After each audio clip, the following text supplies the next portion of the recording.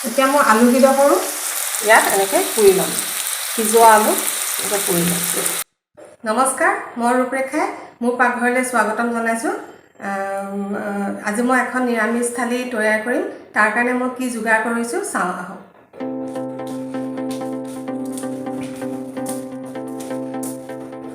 প্ৰথমতে মই কাঁচকল আৰু আলুৰ পিটিকা এটা বনাম কাঁচকল আৰু পিটিকা সকলোৱে খাইছে কিন্তু মইনো কেনেকৈ বনাওঁ মই তাকে দেখুৱাব কৈছোঁ প্ৰথমতে কাঁচকলখিনি মই ভালকৈ ধুই টুকুৰা টুকুৰকৈ কাটি লৈছোঁ আৰু আলুখিনিও ঠিক তেনেকৈ টুকুৰা টুকুৰকৈ কাটি ল'লোঁ আৰু সিজাই ল'লোঁ ভালকৈ এতিয়া মই কি কৰিম কাঁচকলখিনি পুৰিম এখন ৰুটি সেকা জালিত এনেকৈ কাঁচকলখিনি মই পুৰি ল'ম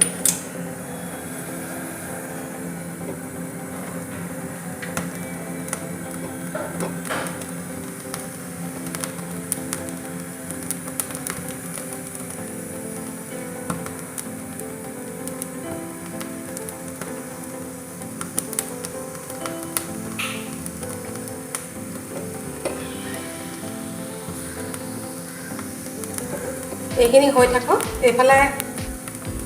এইফালে মই ঢেকীয়া শাক বনাম বেঙেনা আৰু আলু লগত সেইকাৰণে মই কেৰাহীখন পাতি দিছোঁ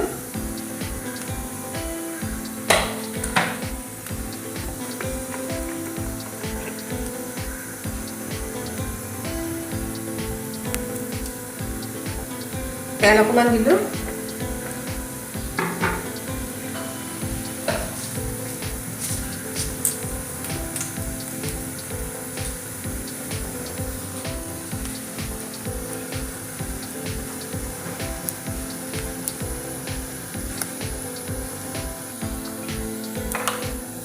কাঁচকলখিনি অকণমান ইলুটি শিলুটি কৰি দিওঁ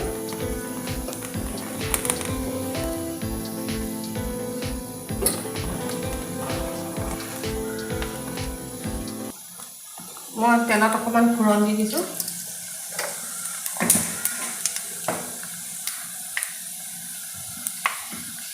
শুকান জলকীয়া এটা দি দিছোঁ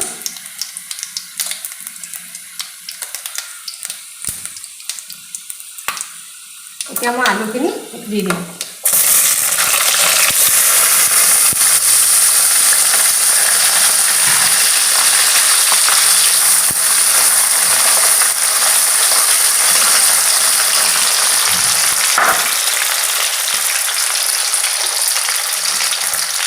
নিমখ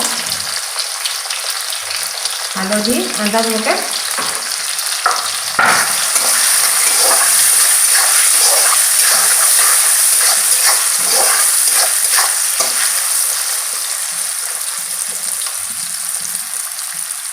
এইফালে আমাৰ কাঁচকলখিনি সিজাই লোৱা কাঁচকল সেইকাৰণে সোনকালে হৈ যায় কেঁচাকেতো নহয় সেইকাৰণে সিজাই লৈছোঁ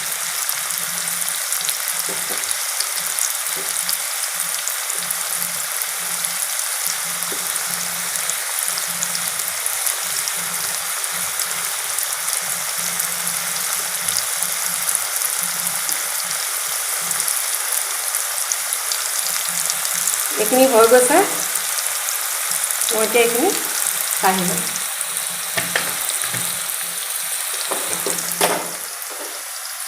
এতিয়া মই আলুকেইটা কৰোঁ ইয়াত এনেকৈ পুৰি ল'ম সিজোৱা আলু এনেকৈ পুৰি ল'ম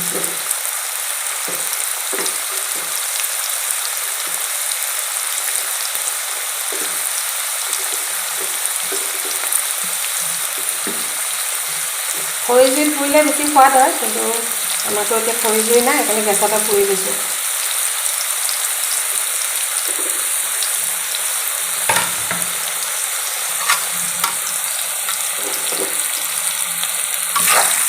আৰু এইফালে আলুখিনি অকণমান ভাত খাইছে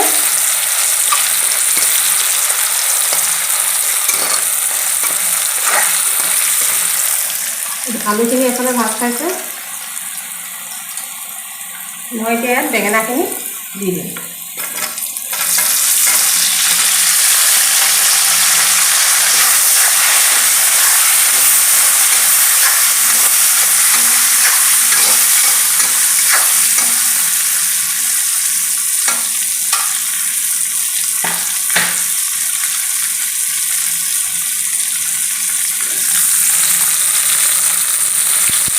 আলুখিনি এবাৰ উলটি কৰিলোঁ।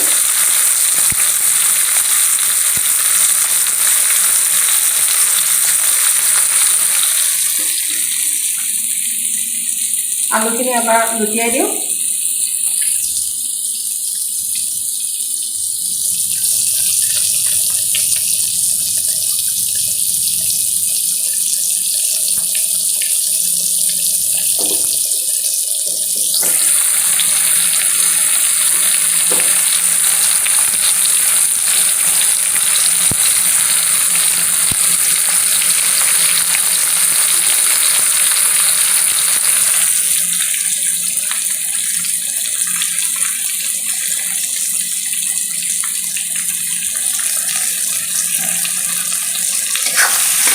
এতিয়া ইয়াত মই ঢেকীয়া শাকখিনি দি দিম।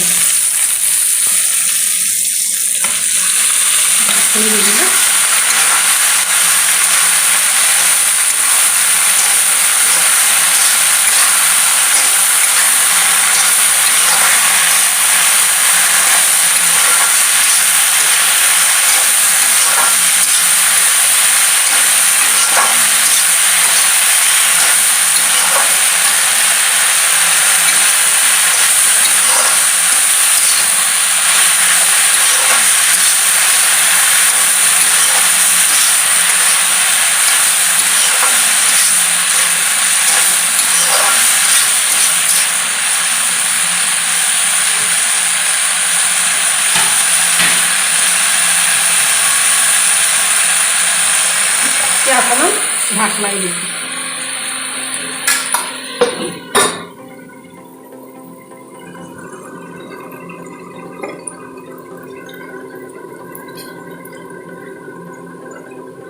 আলুখিনি প্ৰায় হৈছেগৈ আৰু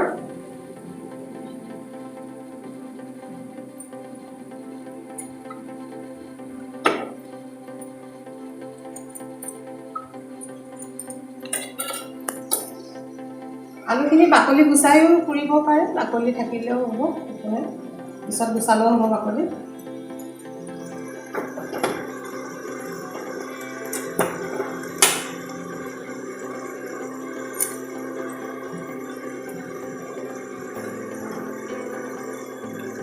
আমাৰ আলুখিনি প্ৰায় হৈছেগৈ। আলুখিনি হৈ গ'ল আমাৰ, আলুখিনি কাঢ়ি লৈছোঁ।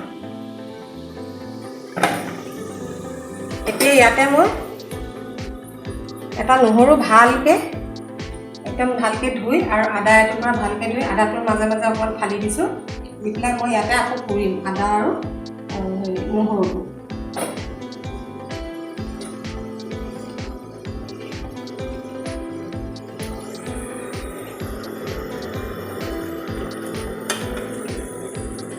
লগতে শুকান জলকীয়া দুটামান।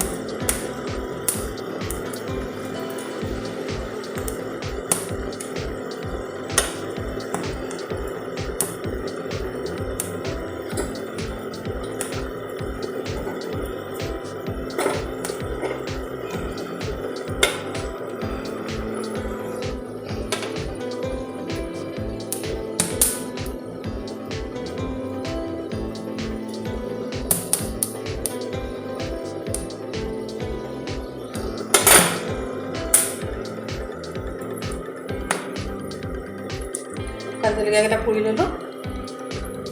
মই ভাজিখিনি এবাৰ চাই লওঁ সিজিছেনে নাই।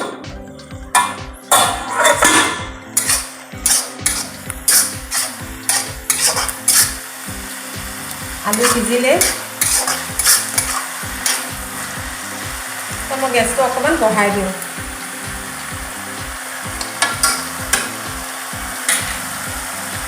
অকণমান তেল দি দিছোঁ, তেলটো অকণমান তাকৰ হ'ল।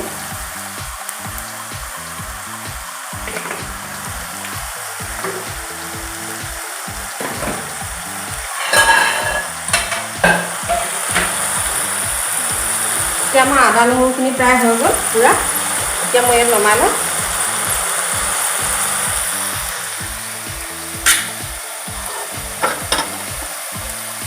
আমাৰ কাচকল, আলু, নহৰু, আদা আৰু শুকান জলকীয়া পুৰি ৰেডি হৈ গ'ল। এতিয়া মই বাকলি গুচাই লওঁ পিটিকা কৰিবৰ কাৰণে।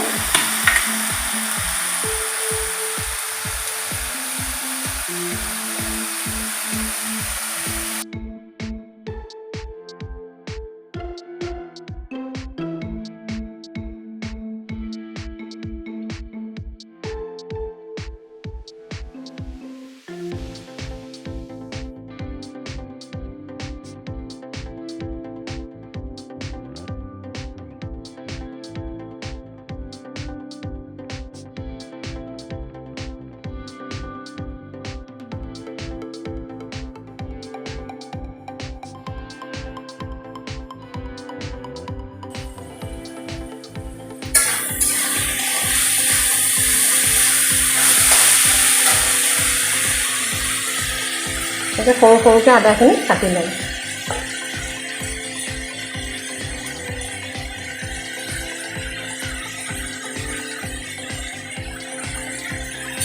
তাৰপিছত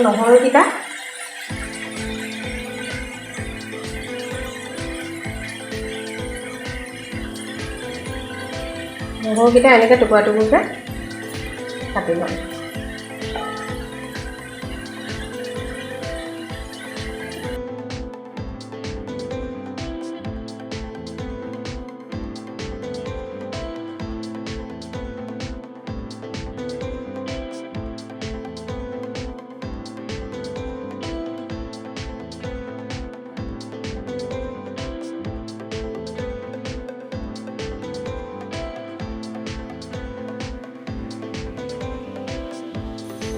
ঢেকীয়া শাকখিনি এবাৰ লৰাই দিম।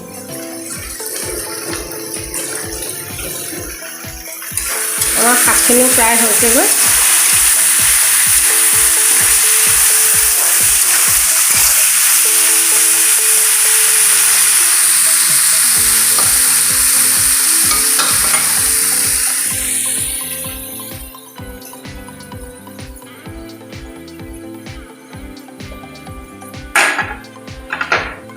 এতিয়া ইয়াত মই কেঁচা কাটি লোৱা পিঁয়াজ দি দিম। তাৰপিছত দুটামান কেঁচা জলকীয়া, ধনিয়া পাত,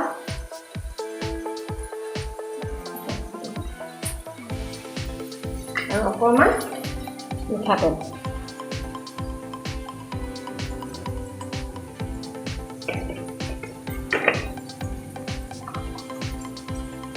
আৰু অকণমান নিমখ।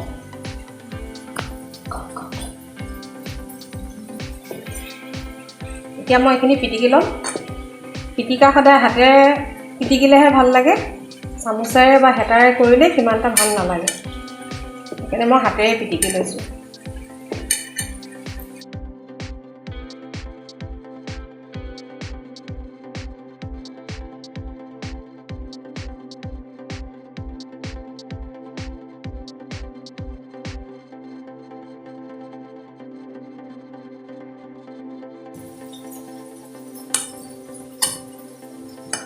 এয়া মোৰ কাচকলৰ পিটিকা ৰেডি। এই পিটিকাটো আমাৰ ঘৰৰ সকলোৱে খাই খুব ভাল পায়, সেইকাৰণে মই প্ৰায়ে বনায়ে থাকোঁ। আপোনালোকেও ট্ৰাই কৰি চাব।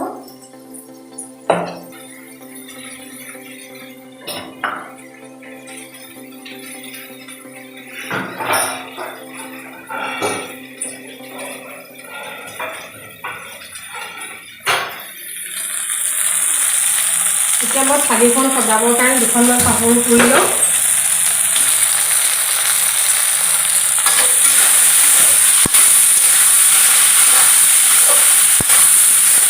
আমাৰ ঢেকীয়া ভাজি প্ৰায় ৰেডি হৈ গ'ল। এতিয়া মই গেছটো অফ কৰি দিছোঁ।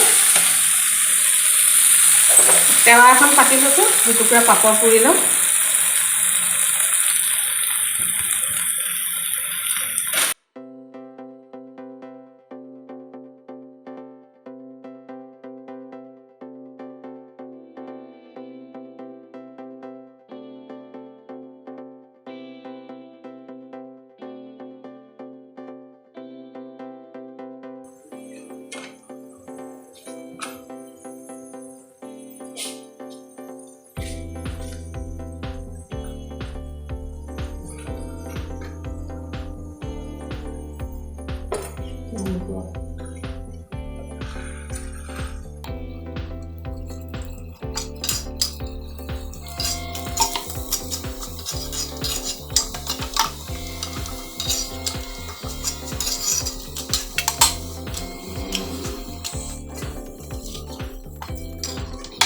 এতিয়া মোৰ নিৰামিষ থালিখন কমপ্লিট হৈ গ'ল। এতিয়া মই সজাই দেখুৱাম। এতিয়া মই থালখন সজাম। এইখিনি হৈছে মচুৰ দাইল বিলাহী দিয়া,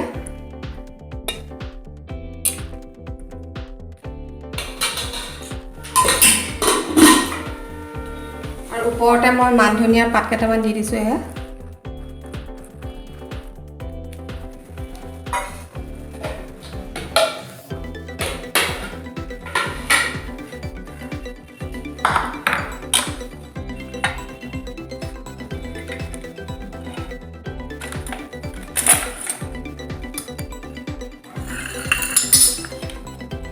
এয়া হৈছে খৰিচা দিয়া পিটিকা, আলু পিটিকা খৰিচা দিয়া।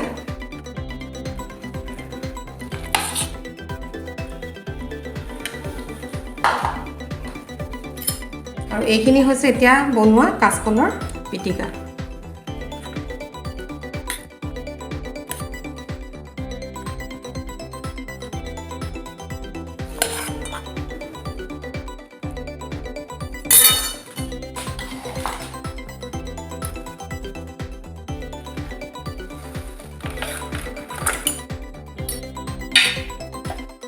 আৰু এয়া হৈছে পুৰা বিলাহী পিটিকা। ইয়াত আলু নাই দিয়া, অকল বিলাহীহে কৰি থৈছোঁ।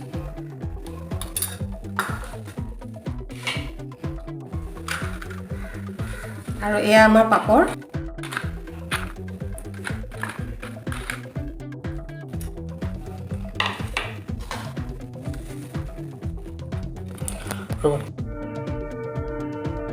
এয়া আমাৰ ঢেকীয়া ভাজি,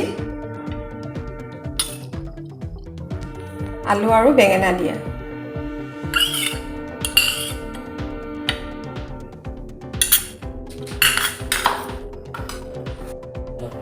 এখন আমাৰ ভেজ থালি তৈয়াৰ হৈ গ'ল। মই বিলাহীখিনি প্ৰথমতে পুৰি ল'লোঁ। পুৰি লৈ পেলাই তাত কেঁচা তেল, নিমখ আৰু কেঁচা জলকীয়া আৰু পিঁয়াজ দি পেলাই পিটিকি ল'লোঁ।